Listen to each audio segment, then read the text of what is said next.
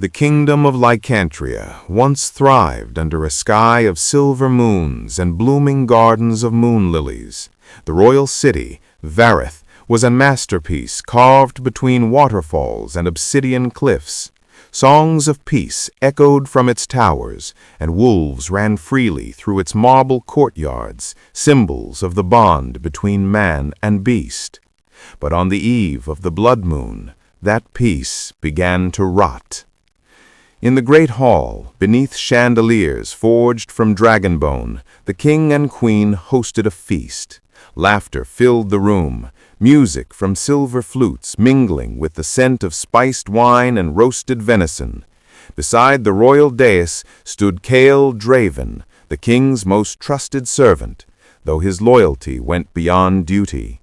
He had been raised in the palace since boyhood, trained to serve and protect the royal bloodline, bound by an oath deeper than words.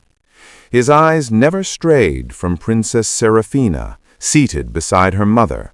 She glowed like a flame, golden hair woven with moonstones, her eyes reflecting both grace and melancholy. Though a princess by birth, she treated Cale not as a servant, but as a shadow of her soul. Yet his senses tingled that night. Beneath the laughter, he caught whispers, guard rotations altered, unfamiliar scents lingering near the wine. His wolf stirred restlessly within him. Then came the scream. The hall doors exploded inward as black-armored soldiers stormed in, their banners not of Lycanthria, but of Lord Varin, the king's own advisor. Chaos erupted, goblets spilled, flames flared, and the scent of blood drowned the air. Cale reacted instantly, his blade flashing as he cut down two traitors lunging toward the princess. He shouted, "Protect the king!" But the warning came too late. Varin himself strode through the smoke, his eyes cold and pitiless, a dagger gleaming crimson in his hand. The king fell. The queen's cry shattered the air. Seraphina froze, her heart screaming, though her lips made no sound. Cale grabbed her wrist, pulling her away as the usurper's soldiers closed in.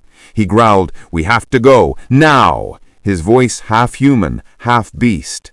They ran through the corridors lit by dying torches. Behind them, screams echoed and steel clashed. Servants who had once bowed to Cale now raised swords at him, their loyalty bought by gold or fear. At the outer courtyard, Cale was struck by an arrow. The impact threw him to one knee. Blood soaked his tunic, but he tore the shaft free and pushed Seraphina toward the hidden gate. "Don't look back, my lady," he whispered. "Run to the cliffs. Find the path of the white wolves." Her eyes filled with tears. "Not without you." He smiled weakly, brushing a strand of hair from her face. "You are the kingdom now." The gate collapsed behind her as he turned to face the advancing guards. Cale fought like a storm unleashed, his blade singing, his fangs flashing when his control broke. The wolf within him roared for freedom, for blood. He did not fight to live, only to buy her time. When his sword shattered, he fought with his hands until his strength failed. The last thing he saw before darkness claimed him was the blood moon, its crimson glow reflecting in the eyes of the enemy, and Seraphina's silhouette vanishing into the mist. Seraphina stumbled through the forest, her silk gown torn, her bare feet cut by stone and root. Behind her, the world she knew burned. Every heartbeat felt like a countdown to the end of everything she loved. At dawn, she collapsed at the foot of the Moonspire Cliffs, where an old royal guard named Commander Halden found her. With what remained of his men, he carried her to a place known only in legend, the Cave of Shadows, an ancient sanctuary sealed with protective runes. Inside, she could still hear the cries of wolves mourning the fallen king. As Halden sealed the entrance with ancient glyphs, Seraphina whispered, "What of Cale?" The commander bowed his head. "My princess, he died a hero. His loyalty was unmatched." Her tears fell silently, burning her cheeks. "Then may the moon goddess keep his soul." Years passed. Seasons turned. The cave became her prison and her refuge. Seraphina learned to survive in the darkness, her only companions the whispers of spirits and the echoes of her dreams. Yet sometimes, when the moon rose full and red, she would hear it, the distant sound of a wolf howling across the valley, strong and sorrowful. And somewhere beyond those cursed mountains, a man who refused to die opened his eyes to the ashes of his homeland. Cael Draven lived. He rose from a battlefield of corpses, his blood mingling with the fallen, his body scarred but his will unbroken. The bite marks on his neck glowed faintly silver, a sign that his wolf had saved him. He looked toward the burning horizon where the castle once stood, and swore on the blood of his king, "I will return for her. I will return for them all." As the blood moon set and dawn's light crept over the ruins, Cael's shadow lengthened, merging with the shadow of a lone wolf beside him. Together they vanished into the forest, leaving behind the ashes of a kingdom and the birth of a legend. The loyal servant was dead, but the Alpha within had awakened. Years passed since the flames devoured Lycanthria. Cael, once a loyal servant, had become something else entirely. Scars mapped his body, but it was the fire in his eyes that told the true story. A man who had lived through betrayal, exile, and blood. The whispers of wolves followed him wherever he roamed, calling him the Fallen Fang. One night, under the pale silver of a crescent moon, he was drawn toward the forgotten mountains, guided by fragments of dreams and the faint scent of royal blood he could never forget. The forest grew colder with every step, until he found the entrance, an ancient cave veiled in mist and runes, pulsing faintly like a heartbeat. Inside, the air was thick with sorrow. Chains clinked softly in the dark, and there, cloaked in tattered silk and shadows, was Seraphina. Her once golden hair was dulled by time, her eyes hollow yet glimmering with the same fire her parents once carried. When her gaze met Cael's, the years vanished. The cave trembled, as if recognizing destiny itself. "Cael, you're alive," she whispered, disbelief tangled with relief. He fell to his knees, his voice low and rough. "I failed you, my princess, but not again." When he broke her chains, the cold air cracked, and something ancient stirred between them. Their hearts beat in sync. The air shimmered faintly. The bond was forming. It was no mere reunion. It was the awakening of the Alpha and Omega, two halves of a fate that had slept beneath blood and moonlight. But as the light of the moon crept into the cave, Cael felt the wolf claw at his insides, savage, possessive, claiming. He clenched his fists, fighting the growl rising in his throat. He turned away from her trembling form. "We need to leave before the moon takes me," he muttered. Seraphina, though fearful, stepped closer. "Then I'll face the moon with you." In that moment, the cave walls seemed to breathe, whispering of kingdoms that once were, and wars yet to come. And deep within Cael's chest, the beast smiled. The Alpha, had found his Omega. Dawn crept across the mountains like a wounded thing. The forest below was still veiled in fog, but the scent of ash and wet earth told Kael that the world of Lycanthria was changing again. The kingdom he once served now rotted under a false crown, and somewhere beyond those hills the man responsible sat on a stolen throne. Beside him Seraphina rode silently. She had changed since the cave. Her hair, once dulled by captivity, shimmered like threads of molten gold in the new sun. The shadows no longer frightened her. The Omega within had awakened, though she did not yet understand its power. Kael could feel it every time she drew near, a warmth that quieted the beast inside him, a pull that felt both sacred and dangerous. They rode through what had once been villages, ruins, charred bones of homes. Wolves prowled at a distance, some feral, some broken remnants of royal guard packs. When they scented Kael, they hesitated, as if the ghost of their old alpha line called them back. One by one, they began to follow. By the third night, the howls that rose from the forest were no longer of mourning, but of allegiance. In the valley of Durnfell, where the rivers ran red with iron, Kael and Seraphina made camp among the ruins of an old watchtower. Word had spread faster than Kael expected.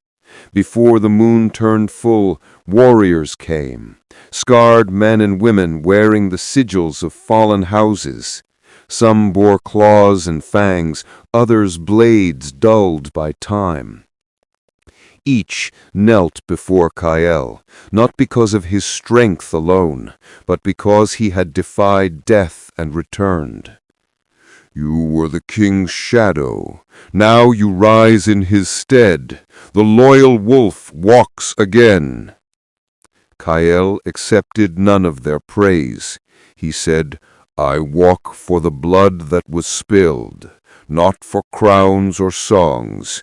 If you follow me, it will be into darkness. Still, they followed. That night, they swore the blood oath, each warrior cutting their palm, their blood mingling in the dirt as Kael spoke the old words of Lycanthria's bond. Seraphina stood beside him, her voice soft but steady as she recited the forgotten royal vow. When the last name was spoken, the wind shifted. Somewhere in the distance, wolves howled in answer. As the nights passed, Kael began to notice how the camp changed around Seraphina. The restless grew calm near her. Feral wolves stopped fighting. Even wounded soldiers slept when she sang to the fire. Her aura, subtle but deep, was the mark of a true Omega. One evening, as they trained beneath the stars, Kael lost control. His inner wolf broke free during a spar, his claws grazing her arm. But instead of fear, Seraphina reached out and touched his face. Her energy rippled through him, cooling the rage like snow on embers. His heartbeat slowed. The beast went still. You are not your curse. I am not your weakness, he answered. For a heartbeat, time stopped. The bond between them deepened, silent but unbreakable. Far from the valley, inside the black stone halls of the stolen throne, Lord Varon sat restless. His spies had returned with strange tales, a woman wearing the crest of the dead queen, wolves rallying in the north, and a warrior with eyes like molten amber who could not die. Fear settled in the usurper's heart. He ordered the heads of every wolf found in his lands to be brought before him. Fires burned through the night, and the scent of blood filled the capital. Yet even as his cruelty spread, so did the rumor. The lost princess has returned. The people began to whisper her name like a prayer. Seraphina of Lycanthria, the moon's chosen. Days turned to weeks. Kael and Seraphina moved from camp to camp, uniting what was left of the old royal bloodlines. He trained her with sword and instinct, while she guided him with patience and light. Their army grew from a handful of strays to a legion bound by purpose. Yet Kael wrestled with an ache he could not voice. The closer he drew to her, the more the alpha in him demanded to claim what destiny promised. But to claim an Omega princess, royalty by birth, would be to break every ancient law. He pushed the desire away, burying it beneath duty. Seraphina felt the conflict, but said nothing. Her heart warred between gratitude and longing. She had seen him bleed, she had seen him kneel, and she had seen him lead men with the strength of 10 kings. Each time their hands brushed, her pulse betrayed her. On the night of the wolf moon, when the sky burned silver, Kael stood before his gathered army. Torches flared around him, their smoke twisting into the air like ghostly banners. "They took our crown," he said, voice low but thunderous, "but not our blood. The wolves of Lycanthria do not die, they rise." The warriors howled as one, their voices shaking the mountains. Seraphina stepped forward, her cloak billowing, her eyes glowing faintly blue. She raised her hand toward Kael. "And tonight," she declared, "we rise for the true Alpha King."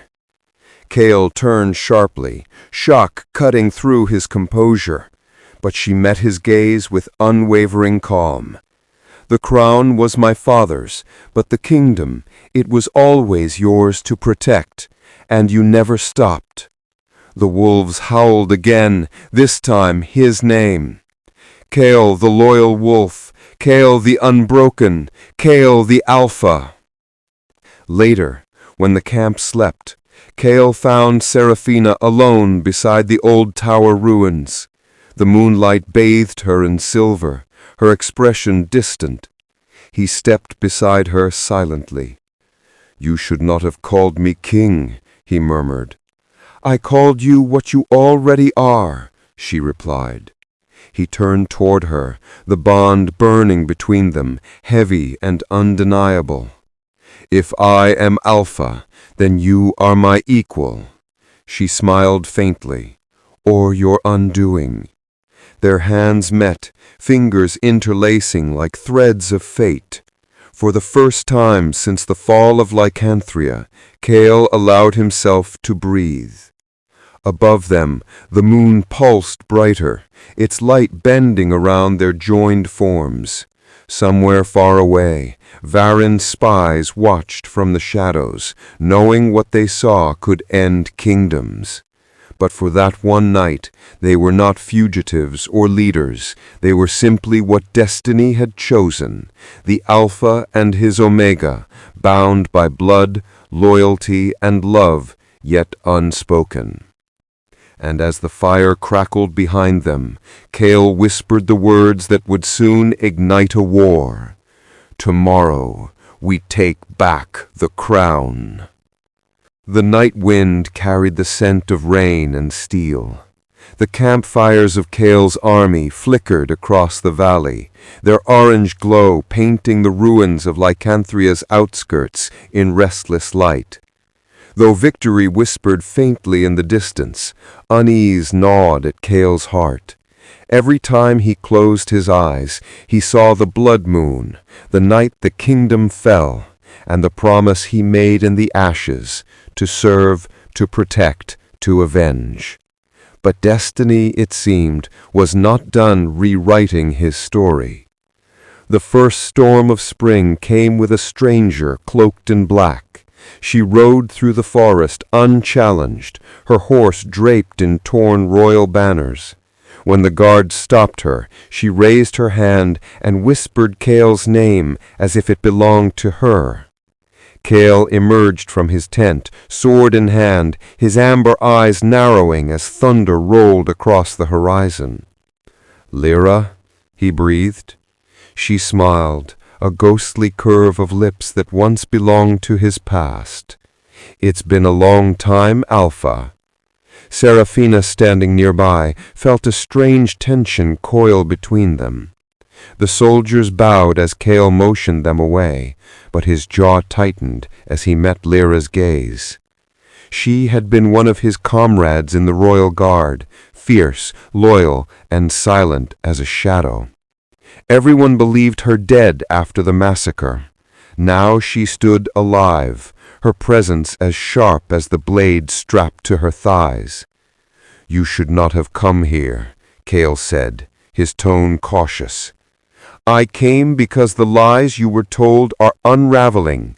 You were never meant to be a servant, Cale. You are the blood they were sworn to hide." The storm broke over the valley, rain drumming against the tents as Cale and Lyra spoke in private. Lightning carved her face in flashes, revealing scars he'd never seen before. Lyra told him of the ancient Alpha bloodline, the first wolves chosen by the moon goddess herself, those who could command packs with a thought and heal with a breath. When civil war tore through Lycanthria centuries ago, the royal house swore to bind their blood to the Alphas so neither would rise against the other. Cale's ancestors had hidden among servants, sworn protectors, disguised as men of low birth. And Cale was the last of them, the heir of the first Alpha, carrying dormant power capable of uniting or destroying the kingdom. His breath caught. "You're saying I was never theirs to command?" Lyra stepped closer, her voice soft but unyielding. "You were theirs to protect. You were bound to the royal line by fate, and the bond you share with the princess, it's the seal of that ancient vow." Cale turned away, his fists clenched. The truth thundered through him like a curse. For years he had lived believing loyalty defined him, but now loyalty had a name, a purpose written in blood long before he was born. Seraphina. He was not her servant. He was her destined Alpha. While Cale wrestled with the truth, Seraphina walked the camp's edge beneath the dripping pines. Doubt had settled in her heart. She had seen the way Lyra looked at him, the familiarity, the shared history.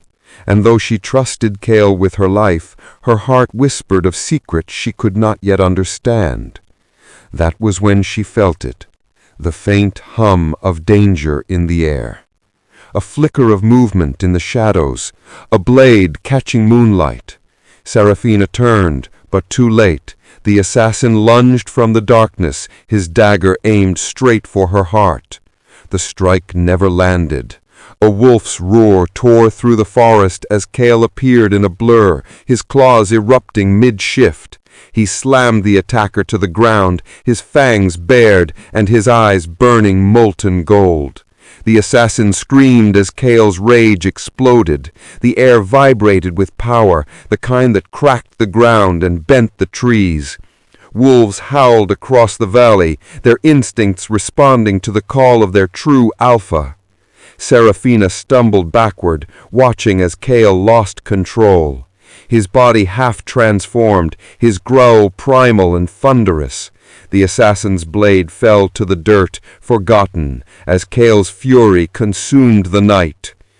When it was over, the assassin lay lifeless, and Cale stood trembling, the rain washing the blood from his claws. He turned slowly toward her, his eyes still glowing, his chest heaving. "I felt your fear," he whispered hoarsely, "across the bond. Seraphina's lips trembled. Kael, you... He dropped to his knees before her, his voice cracking with guilt. I swore to protect you, and I almost lost control. But Seraphina took his face in her hands, forcing him to look at her. You didn't lose control, she said. You protected me. You are control. And in that single breath, Kael felt the beast inside him kneel, not to fear, not to power, but to her. When dawn came, the camp was silent. The soldiers had seen the battle. They had witnessed their leader tear death apart with their bare hands. Word spread like wildfire. Kael was not merely the loyal wolf. He was something greater. One by one, the wolves emerged from the mist, bowing their heads as they circled him.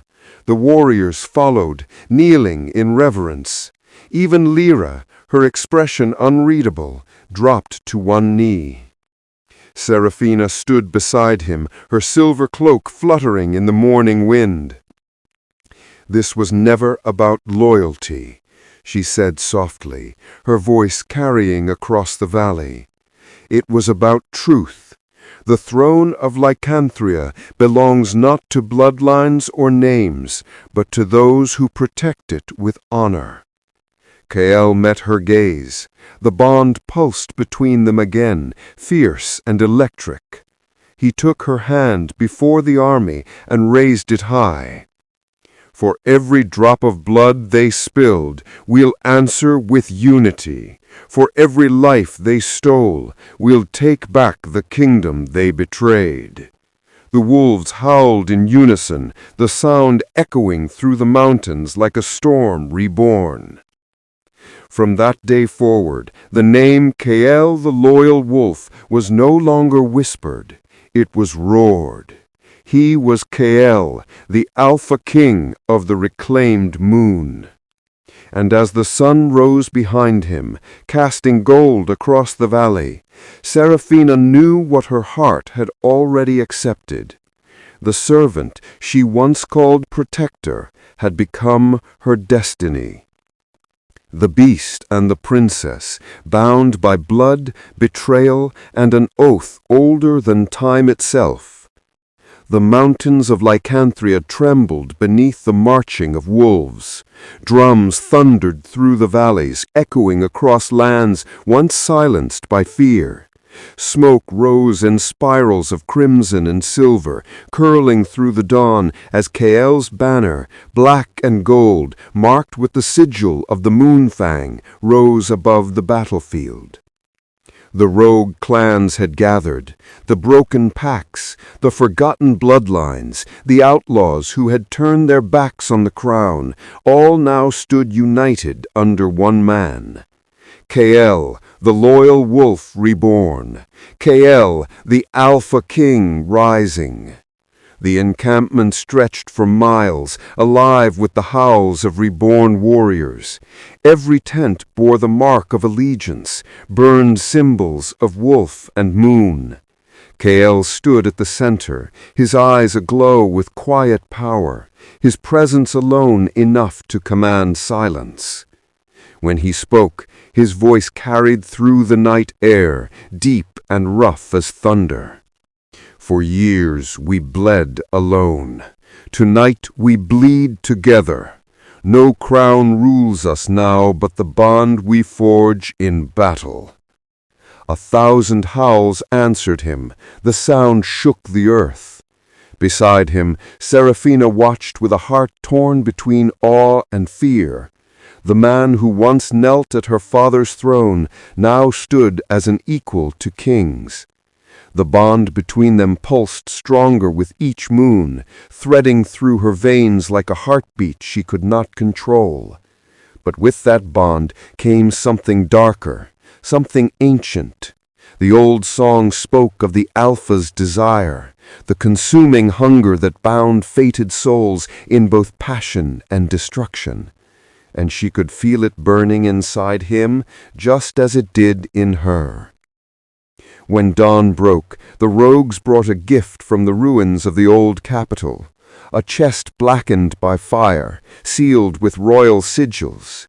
Seraphina's fingers trembled as she opened it. Inside lay the moonstone diadem, the lost symbol of Lycanthria's royal bloodline. Forged from silver light and star metal, the crown shimmered faintly, as if breathing. She lifted it with reverence, and for a moment the world stilled. The air hummed. The wolves raised their heads instinctively, sensing the return of their true queen. Kael approached her slowly, his golden eyes reflecting the moonlight. The crown knows its bearer, and it knows its protector, she replied softly. As she placed the diadem upon her head, a pulse of light rippled across the valley. The wolves raised their muzzles to the sky, howling in harmony with the stars. Lycanthria had a queen again. But destiny, ever cruel, demanded balance, and what rose under moonlight would soon be tested by blood. That night, the moon bled red across the heavens. The elders gathered in the stone circle, a sacred ground where alphas of old had once been crowned and broken. Torches flared, drums beat in slow primal rhythm. Kael stepped into the circle shirtless, scars glowing faintly as the ritual markings were carved into his skin. The runes flared with each drop of his blood. You will face your reflection, your beast, your rage, your hunger. If you fail to master it, you will be consumed. Kael nodded once, eyes unflinching. Seraphina stood beyond the circle, watching, her hands clenched. The bond between them thrummed like a chain stretched to its breaking point. When the final chant began, Kael roared, and the ground split open. Shadows erupted around him, swirling into the shape of a monstrous wolf, his inner self massive and wild-eyed. The beast lunged. Kael met him head-on. Their clash shattered the air, light and darkness colliding in a storm of claws and fire. He fought not with strength, but with will, refusing to let rage define him. You are me, he growled, wrestling the beast to the ground. But I command the throne. The wolf howled, its body breaking into silver flame before merging back into him. Kael fell to his knees, chest heaving, his eyes now a blend of gold and crimson, the mark of a true Alpha Pin. The wolves bowed low, the fire dimmed, the blood moon's light settled upon him like a crown. Seraphina's breath caught in her throat. The power radiating from him was terrifying, beautiful and dangerous all at once. He rose slowly, his voice calm but resonant. The beast is mine to command. The crown will follow. The night answered with howls that rolled through every mountain and forest of Lycanthria. Later, when the camp slept, Kael found Seraphina by the river's edge. The moonlight painted her skin in pale silver. Her crown shimmered faintly, her hair dancing in the night breeze. He stopped a few feet away, his breath uneven. You shouldn't be here alone. I'm not alone, she said softly, turning toward him. The bond won't let me be. He closed the distance, his presence a storm restrained by will. His hand brushed hers, a spark, a pulse. The connection between them flared like wildfire. For a heartbeat, both forgot the world, the wars, the throne, the prophecy. Then she whispered, almost in pain, If you claim me before the throne is restored, the kingdom will burn again. Kael froze. The words hung in the air like a curse. She continued, her eyes glassy with tears. The priestess spoke it before the fall. The Alpha and Omega's union is power itself, but too soon, and it becomes destruction. Kael's voice was rough. Do you believe it? She hesitated. I believe in you. He cupped her face, his thumb tracing her cheek as if memorizing her. Then let the gods fear us both. For a long moment they stood in silence, their hearts warring with destiny. The moon burned red above them, watching. The bond pulsed harder, painful, intoxicating. Kael stepped back finally, his eyes glowing faintly gold. Not yet, he whispered, until the throne is ours. Then no prophecy will stop me. By dawn, the valley was alive with movement. The rogue clans were no longer fragmented. They were an army. Their leader was no longer the loyal wolf, but Kael, the Alpha King of Lycanthria. He stood at the head of his ranks, armor glinting like molten gold, his aura radiating raw command.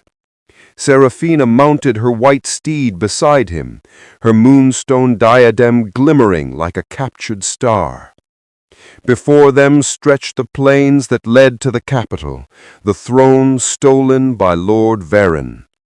The wind howled through the banners as Kael lifted his sword high, the blade catching the morning light. This is not conquest, he roared. This is reclamation. For every drop of royal blood, for every broken oath, Lycanthria rises. The wolves answered in unison, their howls rolling like thunder through the dawn. And as the first rays of sunlight broke through the crimson clouds, Kael and Seraphina rode forward, Alpha and Omega, king and queen not yet crowned, bound by destiny and desire that could either save or consume them all. The kingdom trembled, the prophecy stirred, the blood moon faded, but its warning remained. If the Alpha claimed the Omega before the throne was restored, Lycanthria would burn again. The drums of war thundered across Lycanthria like the heartbeat of a dying god.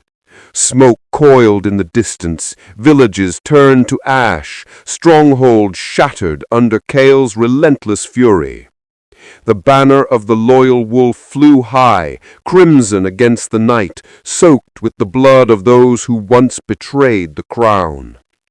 Kael stood on the ridge overlooking the battlefield, armor streaked with soot, his once human eyes now glowing a feral gold.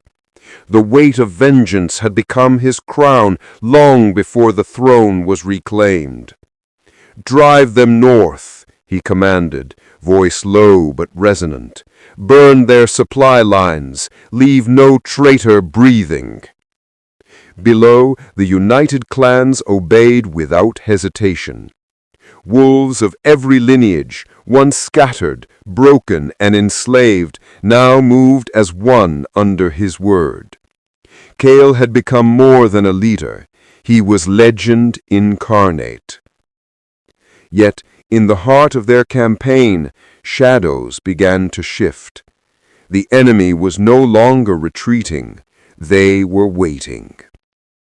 Lord Varen's armies, though outnumbered, stood fortified behind black iron walls and spiked ramparts of bone. The fortress of Dornspire, once the king's summer citadel, was now a fortress of corruption, pulsing with dark energy. Seraphina stood beside Kael, in white and silver armor that caught the moonlight like frost. Her moonstone diadem glimmered on her brow, symbol of the old kingdom reborn. Her expression was steady, but her aura rippled with unease. "He's waiting for you," she said softly. Varen's too clever to stand and die. He has something planned. Kael's jaw tightened. Let him. I've been waiting for this since the night of the blood moon. But even as he said it, his wolf stirred uneasily beneath his skin.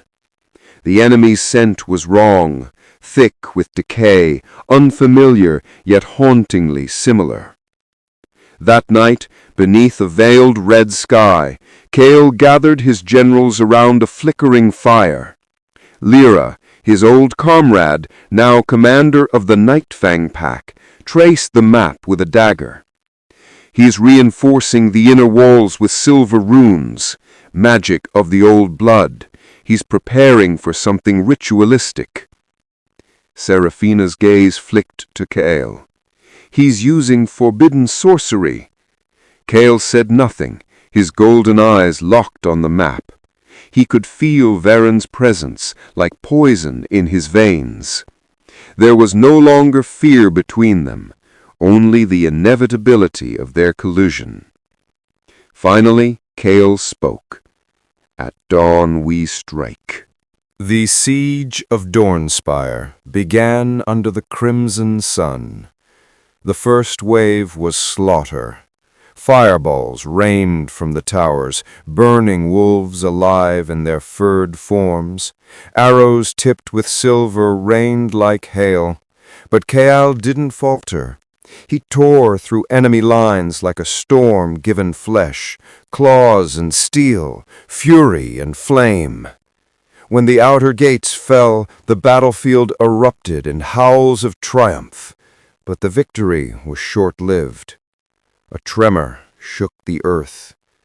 From within the fortress emerged a creature cloaked in shadow, massive, monstrous, its body laced with veins of molten silver. Its eyes gleamed the same gold as Kael's. The air turned cold. Seraphina gasped. What is that?" Varen's voice echoed from the battlements. "My masterpiece, the true Alpha, forged from royal blood and your father's soul." Kael froze. "The king's blood?" Varen laughed, a sound that scraped like broken glass. "Yes, you think vengeance is pure? You fight for ghosts, but I command the power of gods." The abomination roared, shaking the heavens. Kael stepped forward, chest heaving, the wolf within clawing to be free. "Stand down, everyone. He's mine." The battle between alphas shook the walls of Dornspire. Kael lunged, blades flashing, but the creature met him with impossible strength. Claw against claw, fang against fang, each strike sent shockwaves rippling through the stone. The corrupted Alpha was faster, stronger. It fought like something unkillable.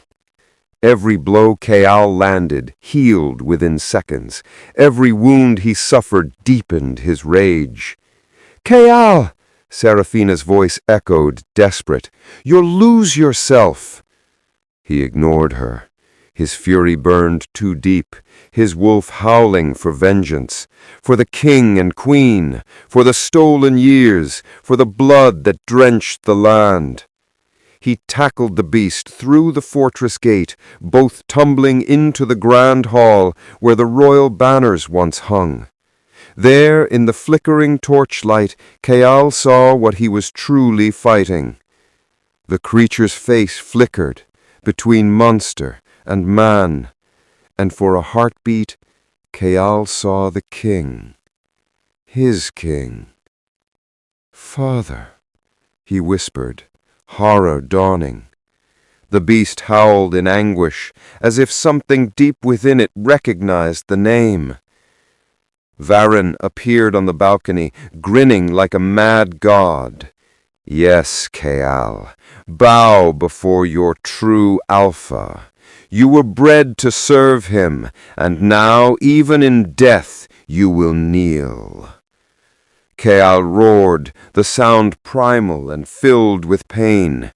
You turned him into this, and soon I'll do the same to you.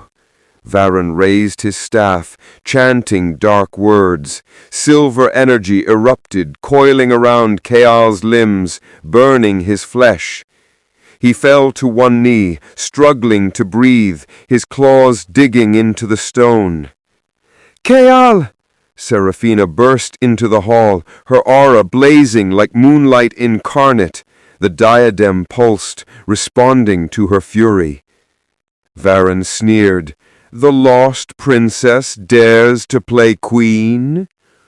But Seraphina stepped forward, power radiating from her like a tidal wave. Her voice trembled, but her resolve was iron. You stole my family, my kingdom, my peace, but you will not take him. Her Omega aura flared, washing over Keal.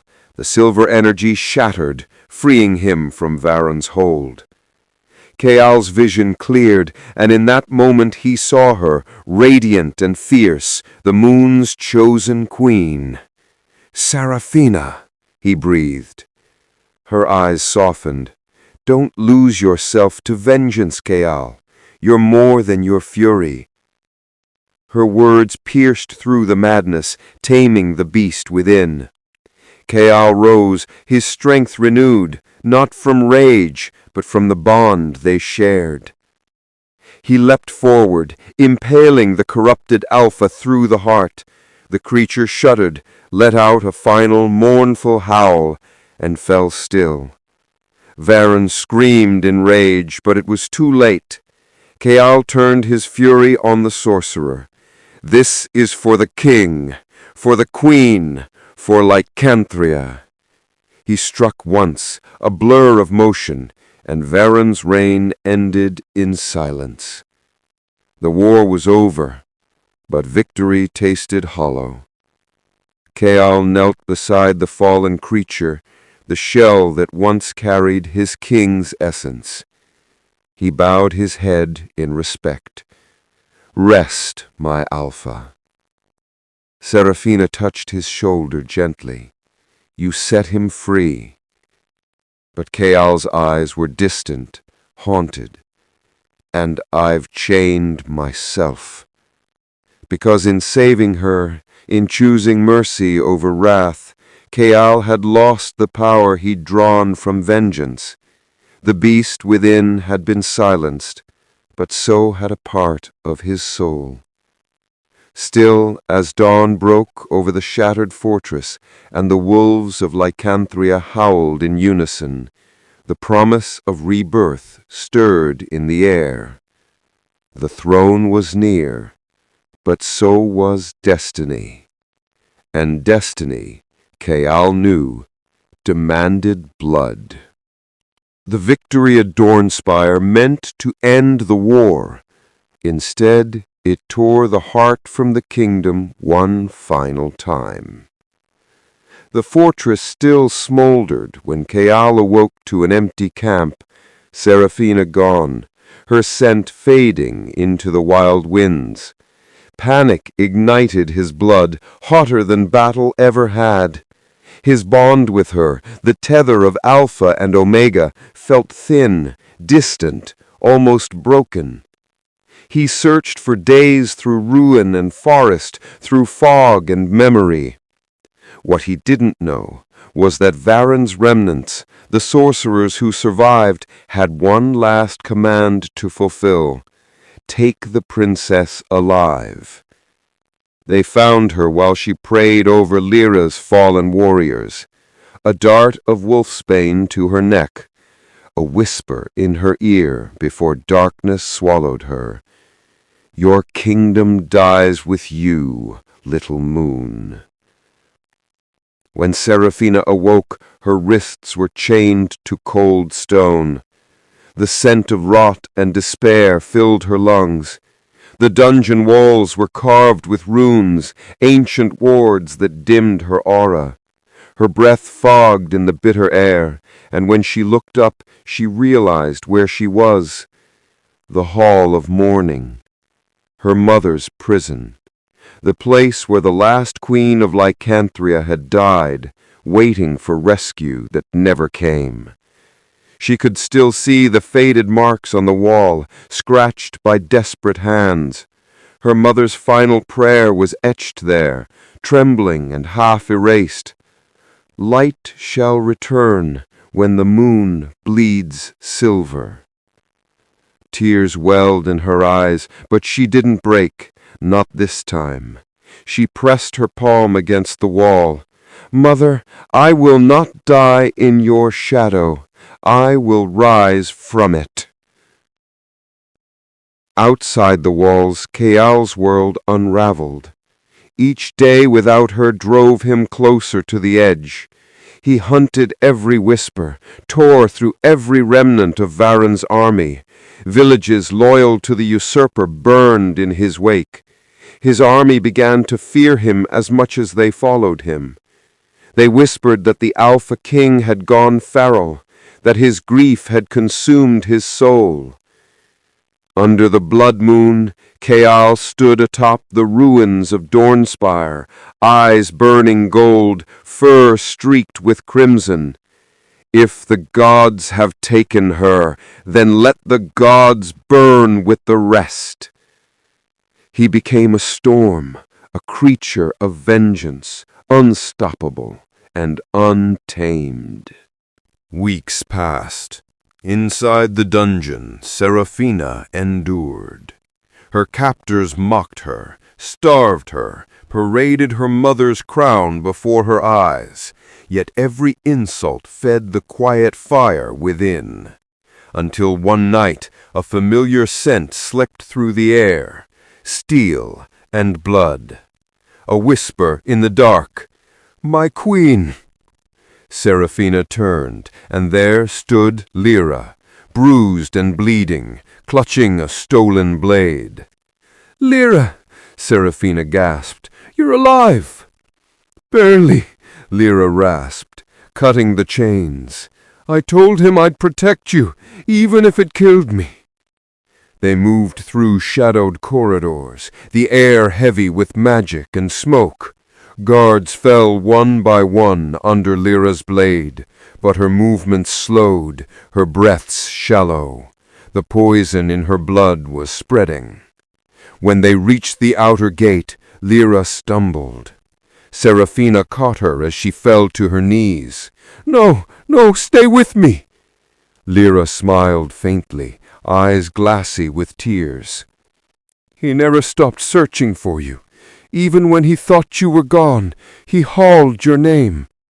"Then you'll see him again," Seraphina whispered. "Hold on." But she shook her head, blood staining her lips. "I was born a warrior, your grace, but I die happy, knowing you'll be queen." She pressed Seraphina's hand to her chest, then went still. For a long moment, only the wind answered.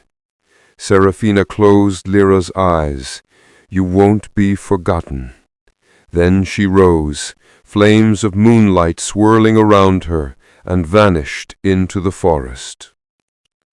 By the time she found Kayal, he was no longer the man she knew. The field before her was littered with bodies, enemies, allies, beasts. Kayal stood in the center, transformed beyond reason.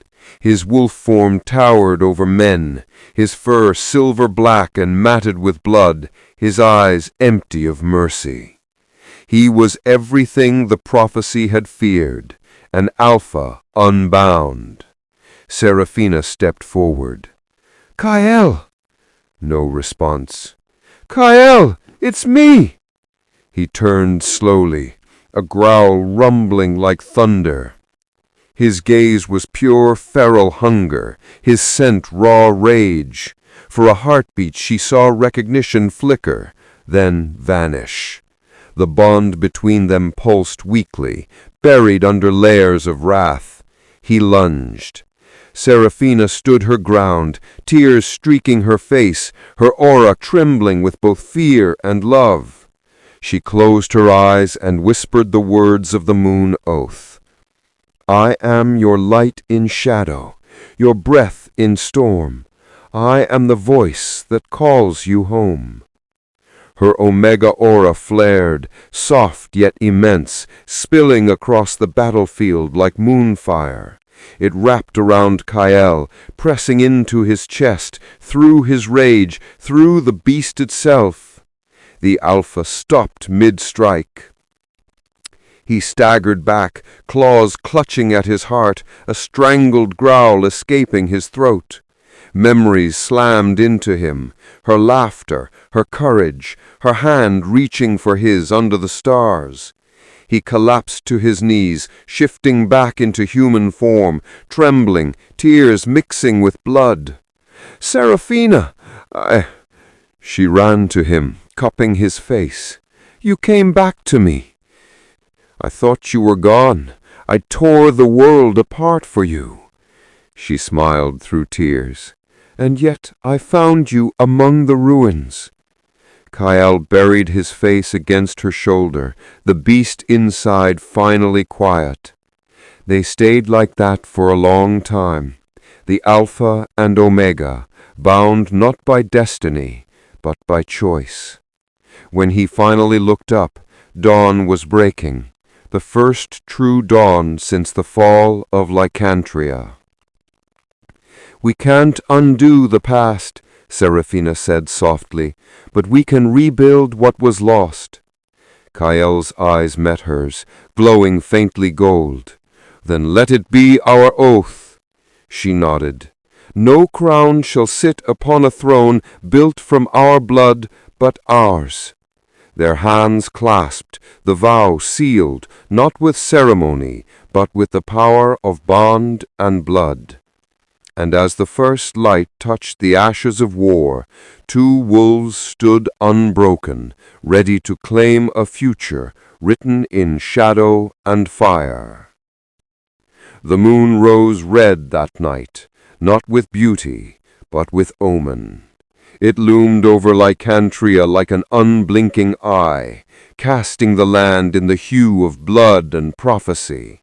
The drums of war thundered once more, and the world trembled as the final reckoning began. For weeks Kael and Seraphina had prepared for this night. Every surviving pack, every wolf, rogue and rebel, answered the call of the loyal wolf and the moonborn queen. The banners of the united clans rippled in the cold wind, bearing the emblem of the new Lycanthria, a silver crescent entwined with a howling wolf. This was not just a war for a throne. It was a war for redemption.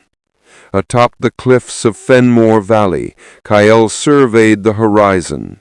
Below, the armies gathered like tides, wolves in their battle forms, humans wielding steel blessed by fire. Across the valley, the remnants of Varen's empire formed a dark sea, led by new warlords hungry for vengeance. Seraphina stood beside Kael, her armor lined with moonlight, the moonstone diadem gleaming faintly. She looked neither fearful nor uncertain. Her expression was carved from grace and fury. "The blood moon," she said quietly. "It's like the one that fell the night my parents died." Kael's jaw tightened. "Then tonight we end what began under it." She glanced at him, her gaze softening. "Do you ever wonder if the gods will forgive us?" His eyes, golden and fierce, met hers. "I don't want their forgiveness. I want peace, for you, for them, for all who bled for this land." As the war horn sounded, the world erupted. The valley roared alive with chaos, claws against steel, wings slicing air, the scent of magic and death mingling in every breath. Wolves leapt through fire and shadow, their roars echoing across mountains. Kael was everywhere at once, his blades flashing like lightning, his wolf form towering over foes. Wherever he moved, the tide shifted. He was not fighting as a man, but as legend itself. Seraphina fought beside him, her aura a storm of moonfire. Her voice carried through the din of battle, a melody of command and courage. Those who faltered found strength in her presence. Those who doubted found faith. But prophecy has no mercy. As the battle raged, the blood moon's glow intensified, painting everything in crimsoned light. The ground cracked beneath their feet. The air shimmered with power, ancient, divine, inevitable.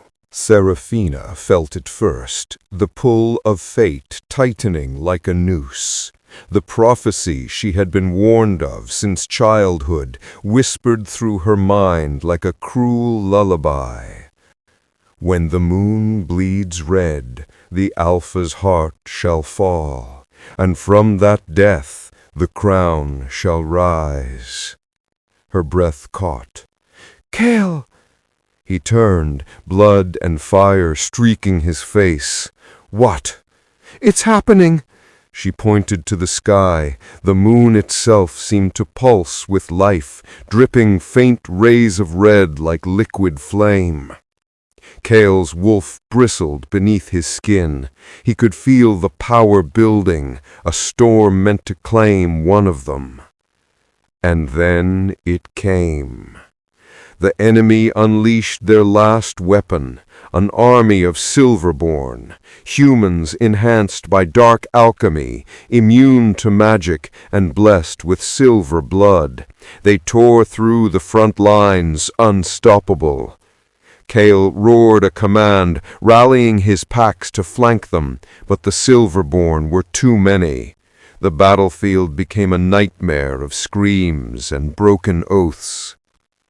Seraphina called upon the moonlight, summoning waves of pure energy to repel the onslaught, but each spell drained her. Her aura flickered like a dying flame. Kale saw her faltering, and in that instant, everything else, victory, vengeance, the throne, became meaningless. He fought toward her, tearing through the enemy ranks, leaving ruin in his wake. But fate was faster. One of the Silverborn, a massive brute wielding a spear forged from wolfsbane and royal blood, charged at Seraphina. She turned too late. The spear flew. Time seemed to stop. Kale's eyes widened, the world blurred around him. Every instinct screamed, every muscle burned, every ounce of strength roared only one word: protect her. He moved without thought, without hesitation. And then the impact. The blade drove through his chest, glowing crimson beneath the blood moon. Seraphina screamed his name, her voice breaking like glass. He fell to his knees, blood spilling down his armor, the spear embedded deep in his heart. The battlefield went still, as if even the gods dared not breathe. He turned his head weakly, meeting her gaze. "You were supposed to live, Seraphina." Tears streamed down her face as she dropped to her knees beside him. "No, no, you promised me. You promised we'd reclaim it together." He managed a faint smile. "We did. The crown is yours now. The prophecy, it's fulfilled." She shook her head violently, pressing her hands to his wound. "No prophecy decides us. I do." Her power flared again, raw, desperate, divine. Moonlight poured from her hands, weaving around his body like silk, trying to stitch together the impossible. But the more she healed, the more the wound resisted, because the curse of the blood moon demanded balance. Her tears dripped onto his skin, glowing like stars. "Please, Kale, don't leave me." He reached up weakly, fingers brushing her cheek. "You were my light in shadow, my breath in storm. His voice faltered, but she finished the vow in a trembling whisper, "And I am the voice that calls you home." For a moment their bond flared, brighter than the moon, stronger than death. Then Cale's eyes dulled, his body going still. Seraphina's scream echoed through the battlefield, a sound that shattered the very air. The moon pulsed once, then dimmed, as though bowing to grief. The silver-born army faltered as their strength faded, as the Alpha's spirit departed. Wolves howled across the land, not in victory, but mourning. And then, through her tears, Seraphina rose. The light around her changed, not gentle, but furious, divine. The Omega Queen had ascended. With a single command, her voice resonated through every soul bound by blood and moon. End them. The battlefield ignited. Wolves surged forward with renewed fury, driven by their queen's wrath. Seraphina herself moved like a phantom of moonfire, cutting through the enemy lines, unstoppable, untouchable. By dawn, silence returned to Lycanthria. The war was over, but the victory was hollow. Seraphina knelt beside Cale's body, brushing his hair from his face. "You were never just my protector. You were my king." She lifted the moonstone diadem from her brow and placed it on his chest. "Rest, my Alpha." As the first light of morning touched the blood-soaked earth, a faint shimmer passed through the air, as if the moon itself had whispered in return, "Not yet." And somewhere beyond the veil, Cale's spirit stirred. The prophecy had ended, but their story had not. The crimson haze of the battlefield hung thick in the air, a sky lit by fire and the dying screams of the last blood-moon war. Bodies of men and wolves alike littered the ground, their blood soaking the earth that once swore loyalty to Lycanthria. The once glorious kingdom had become a graveyard of ash and vengeance. Cale knelt in the ruins of what had been the royal courtyard, his hands slick with blood, his own and those of the traitors he'd slain. The wound in his side burned hotter than dragon fire, but he did not stop. Every breath was a promise, every heartbeat a curse. "Cale!" Seraphina's voice cut through the chaos like a blade of moonlight. She ran toward him, her once silver armor scorched and cracked, her golden hair matted with soot and blood. The moonstone diadem still glowed faintly upon her brow, the last symbol of the true royal line.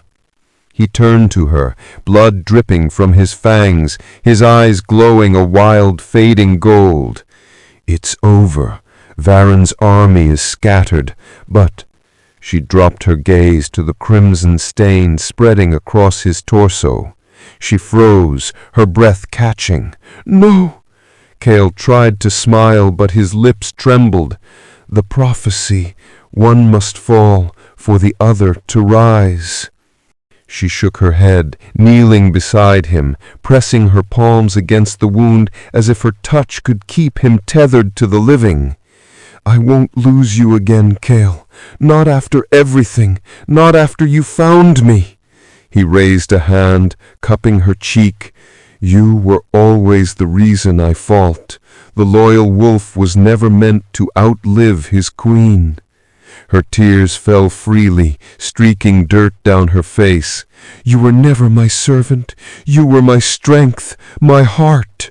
As his vision began to blur, Cale felt the pulse of the moon through her touch, faint at first, then thunderous. The bond between them, the sacred link of Alpha and Omega, flared to life, burning away the veil between mortal and divine. Seraphina lifted her face to the sky. her voice trembling but resolute. "Moon goddess, hear me. I offer my soul for his.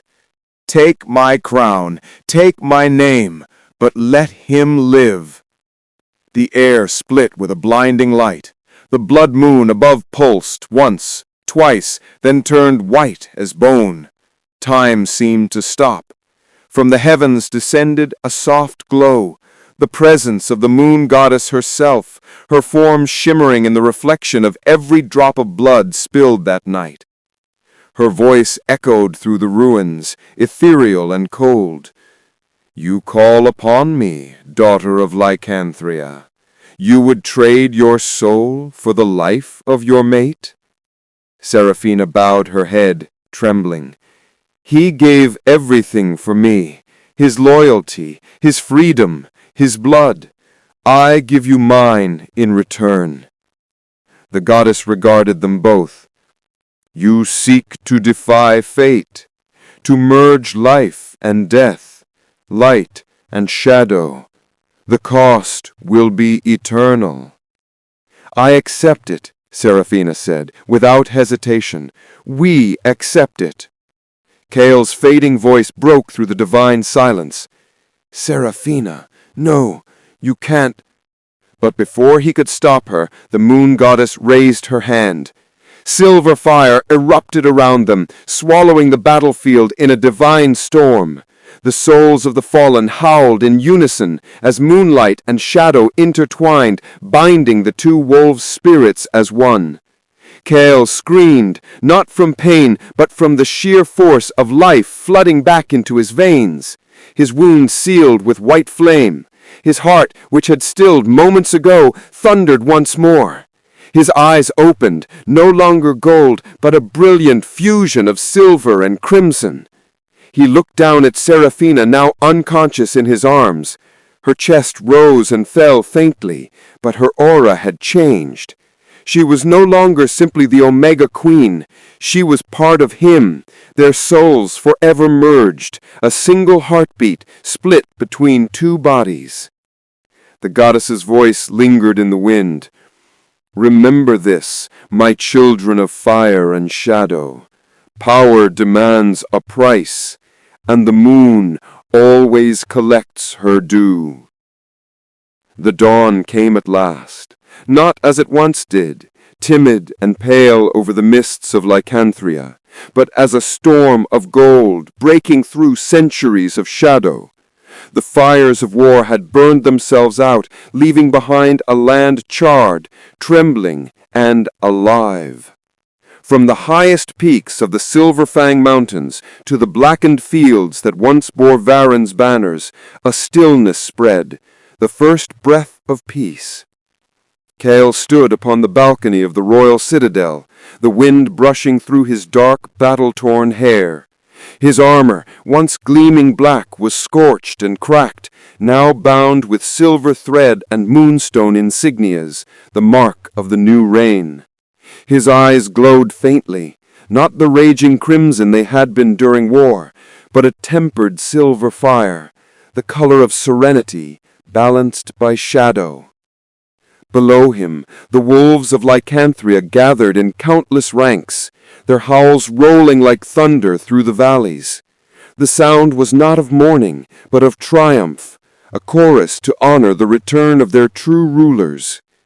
Behind him, the great hall still bore the scars of battle, shattered marble, banners half burnt, and the scent of iron and incense mingled in the air. Yet within that ruin stood Seraphina, radiant in a gown woven from moonlight itself. The moonstone diadem rested once more upon her brow, its glow gentle now, no longer a beacon of vengeance, but of rebirth. She approached him, her footsteps soft but steady. "The people are waiting," she said, her voice carrying both warmth and authority. Kael turned, his expression unreadable. Are they waiting for their queen, or for the monster who burned half their kingdom? Seraphina stepped closer, placing a hand upon his chest, right over the faint scar where his mortal wound had been.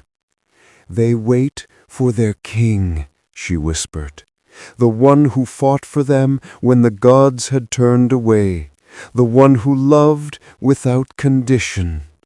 He exhaled, his breath heavy with memories. "Love," he repeated, almost bitterly.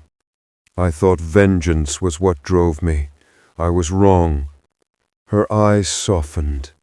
"Vengeance built your path, Cale, but love," she leaned closer, her forehead touching his, "made you worthy to walk it." Outside, the horns of the royal guard echoed, deep and resonant. The coronation had begun. The great courtyard of Lycanthria had never seen such a gathering. Clans that had once torn each other apart now stood side by side. Rogues, nobles, and wolves in their primal forms filled the expanse, their eyes all lifted toward the marble dais where two thrones awaited. At the center stood the high priestess of the moon, the last of her order, her robes silver and white, her staff crowned with a fragment of the fallen moon. She raised her voice, and silence swept the crowd. "By the will of the moon goddess, by blood and by bond, by fire and by faith, let Lycanthria be reborn beneath the rule of its true heirs." The crowd erupted into a unified howl that shook the earth. Cale and Seraphina walked together through the parted ranks, their steps slow, solemn. The people reached out to touch their hands, their armor, their cloaks, the symbols of salvation made flesh. Cale could feel their faith pressing against him like a weight, their hope mingling with his guilt. He carried it all in silence. When they reached the dais, Seraphina turned to him, her gaze steady. "Together," she said. He nodded. The high priestess lifted the twin crowns, one forged from black steel and silver for the Alpha King, the other pure moonstone and crystal for the Omega Queen. As she lowered the first crown upon Cale's head, the moon above, though it was morning, shimmered faintly in the daylight, a silvery ghost watching her chosen. The crown fit perfectly, cold and heavy, a reminder that power never came without burden. Then she crowned Seraphina. A gust of wind swept through the courtyard, swirling petals and ash together, and for a heartbeat the air shimmered, the faint silhouette of the moon goddess watching from the heavens, smiling faintly. The high priestess raised her staff high. "Bow before the Alpha King and Omega Queen of Lycanthria, Cale and Seraphina, bound by oath and by blood." The roar that followed was deafening. Wolves howled in unison, their voices rising to the skies as the humans knelt, fists over hearts. Even the mountains seemed to echo their cry. Cale reached for Seraphina's hand, lifting it high. In that moment, their bond flared like a living flame, a pulse of energy that rippled through every living creature in the kingdom. The wolves howled louder, their eyes flashing silver, feeling their ruler's unity coursing through their blood. Peace, for the first time in generations, had returned to Lycanthria. That night, the two stood again upon the balcony, overlooking the kingdom they had reclaimed. The moon shone full and pure, no longer crimson with vengeance. The land below glowed softly, its rivers glimmering like veins of silver. Cale leaned against the railing, silent. The scent of the forest reached him, mingled with smoke and new growth. But beneath it all, something darker stirred, something ancient, slumbering inside him. You feel it, don't you?" Seraphina said quietly beside him. He didn't answer first. His eyes remained fixed on the horizon, where the mountains cut the moon in half. "It hasn't left me," he murmured finally. "The rage, the hunger, the beast the goddess bound within me, it's still there." Seraphina stepped closer, her voice low but firm. "You're not the same man you were, Cale. You've learned to rule it, not be ruled by it." He gave a short, humorless laugh. "You sound certain." She placed her hand against his chest, feeling the steady rhythm beneath her palm. "Because I can feel your heart, and I know it still beats for me." He looked down at her then, eyes softening. The glow of the moon painted her skin in silver. "And if one day it doesn't?" She curved her lips to a small, knowing smile. "Then I'll remind it who it belongs to." They stood there for a while, letting the quiet stretch between them, the kind of peace that feels fragile, as if even the wind is afraid to disturb it. Finally, she whispered the words that would be remembered for centuries. "If loyalty made you a servant, love made you my king." Cale's breath caught. The words struck something deep within him, a place where pain and devotion met. Slowly he reached up and cupped her face, his thumb brushing against her jaw. "And if love made me a king, then you made me human again." Their lips met beneath the silver light, not as ruler and subject, not as Alpha and Omega, but as two souls who had defied gods and destiny for each other. Above them the moon shimmered, a faint echo of the goddess's presence. Her voice, distant and fading, whispered through the wind. "Balance has been restored, the bond complete. But remember, my children of night, peace is a fleeting flame. Guard it well." Years passed. Lycanthria flourished under their reign. The once fractured clans became one people. Trade routes reopened, the forests healed, and the rivers ran clear again. The wolves roamed freely, protectors, not monsters. But in the quiet corners of the kingdom, the tale of the loyal servant who became the princess's Alpha King grew into legend.